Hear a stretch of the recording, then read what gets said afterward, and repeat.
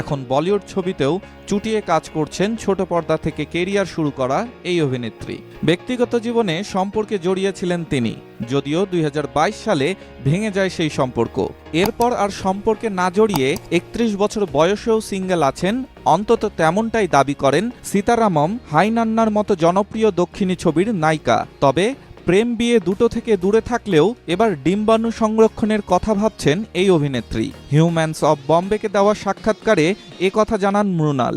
সম্প্রতি দেয়া সেই সাক্ষাৎকারে ক্যারিয়ার ও ব্যক্তিগত জীবনের মধ্যে ভারসাম্য, ডিম্বাণু সংরক্ষণের ভাবনা সম্পর্কে মুখ খুলেছেন মৃণাল। অভিনেত্রী জানান, জীবন এবং ক্যারিয়ারের মধ্যে সঠিক ভারসাম্য খুঁজে পাওয়া তার পক্ষে গুরুত্বপূর্ণ। তবে আপনি কিভাবে সেই ভারসাম্যটি খুঁজে পাবেন তা নির্ধারণ করাটা কঠিন। চেষ্টা চালাচ্ছি।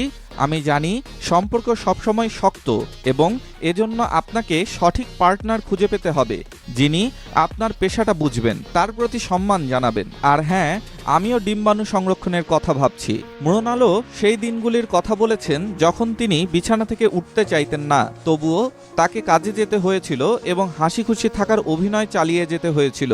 এই জাতীয় দিনগুলি কাটিয়ে উঠতে থেরাপি এবং প্রিয়জনদের উপর নির্ভরশীল তিনি। অকপটে বলেন, আমি থেরাপি করি, এটা যে কারোর জন্যই গুরুত্বপূর্ণ, বিশেষ করে অভিনেতা যারা ভিন্ন ভিন্ন চরিত্রে অভিনয় করেন। মৃণাল ঠাকুর অভিনীত সর্বশেষ মুক্তিপ্রাপ্ত সিনেমা ফ্যামিলি স্টার, এতে তার বিপরীতে অভিনয় করেন বিজয় দেবরকোন্ডা। পরশুরাম পেটলা পরিচালিত সিনেমাটি গত 5 এপ্রিল মুক্তি পায়।